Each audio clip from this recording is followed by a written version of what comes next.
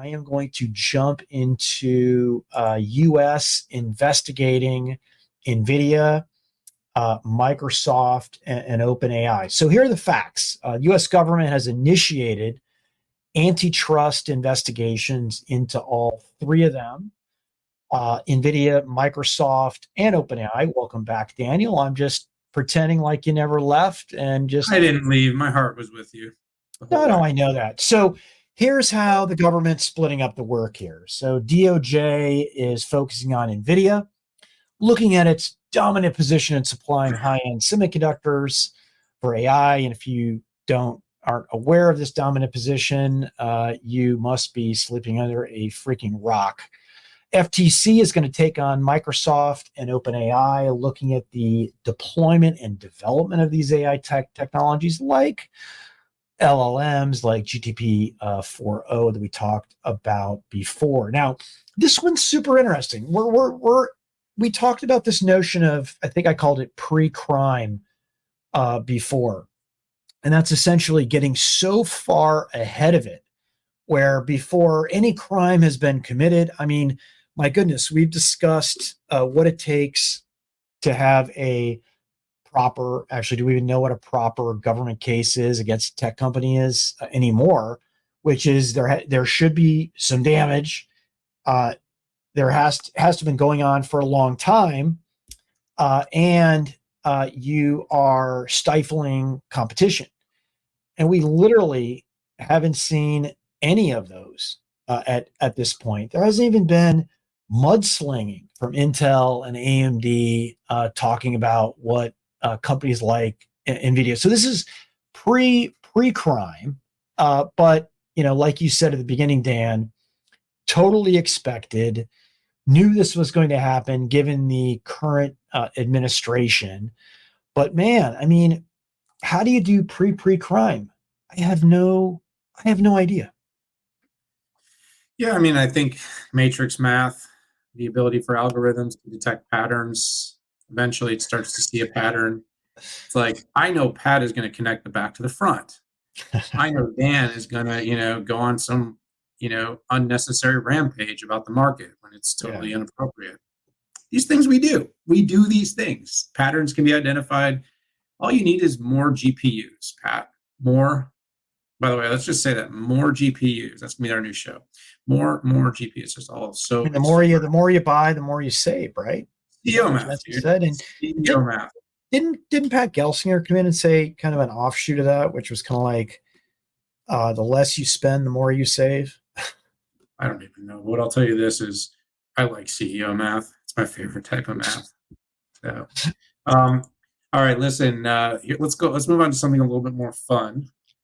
Let's talk about FTC DOJ probes. So, dude, I just talked about that for like 7 minutes. Did you?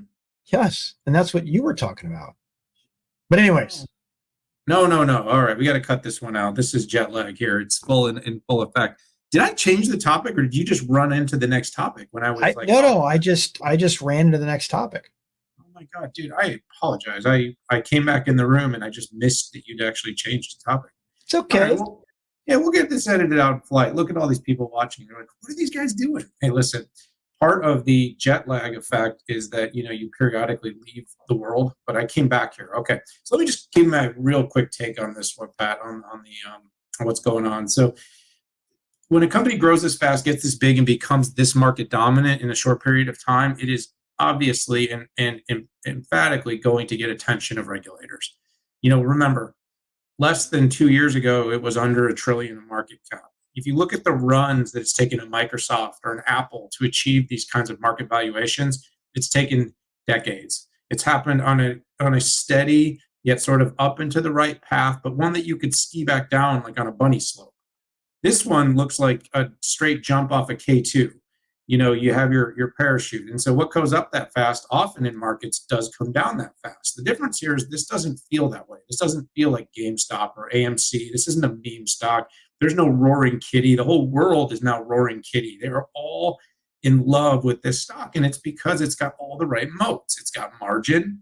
It's got differentiation. It's got stickiness in the user inside of its user community. It's got software stickiness, and of course, it's got all the right customers. Um, and so, what are they going to investigate? Pat, I'm going to give you a really, really good TLDR since I zoned out and I'm zoning back in here. Okay, The dude. zone in here is that, Pat, it's too darn soon. It's just too soon to make this call. We cannot Weird. possibly call a monopoly on something that's been really a market that was created newly by a company, right? He created this market. There's been GPUs, but not for what he created them for. The vision around the future of accelerated computing and omniverse. These are new markets. Jetson said it so much. He says, I don't take market, I create markets, and I love that. I really respect that a lot. Now, you do have real entrants and real competition, and this is what I said in my op-ed. I said, you have Intel and AMD both competing. So the two largest chip makers in the world.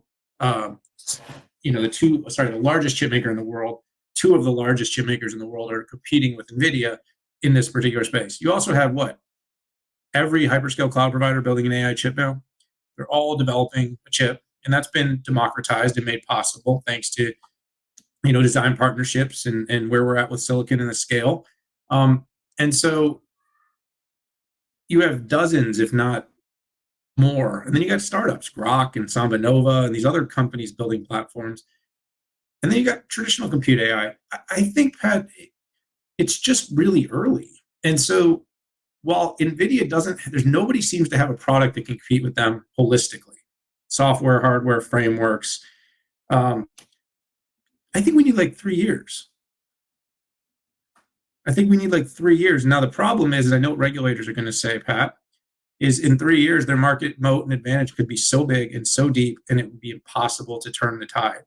But do you think there's anything a regulator could do right now to turn this tide and change this direction?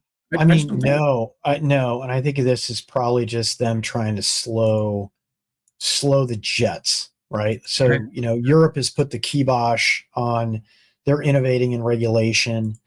The US is getting jealous and they need to move forward. I'm sure that AMD and Intel are pretty happy about this, as is AWS and maybe even Google. But it does seem just awful early out there to be doing this. But as we've learned, it comes from market definition, and potentially the timing goes back to machine learning, which was very, very much a thing starting about 7 or 8 years ago with acceleration. So, but the fact that Microsoft and OpenAI got lumped in leads me to believe this is the generative AI crapshoot here. Well, I think it's market power. It's the fact that they have so much market power. Microsoft's getting looked at for more than just the size of market they have. They're getting looked at for that inflection deal they did and how they did it. You and I talked about that at the time. We said, I don't know how this is going to survive scrutiny, but maybe the hope was there wouldn't be scrutiny. Yeah. So, but yeah, Pat, look, there's a lot going on here. I think everyone's always got to be careful how much regulation they wish for, though, because right now it's NVIDIA, it's Microsoft, it's OpenAI, but next it could be Google, it could be Amazon. So, but as of right now, it'll be an interesting one to watch.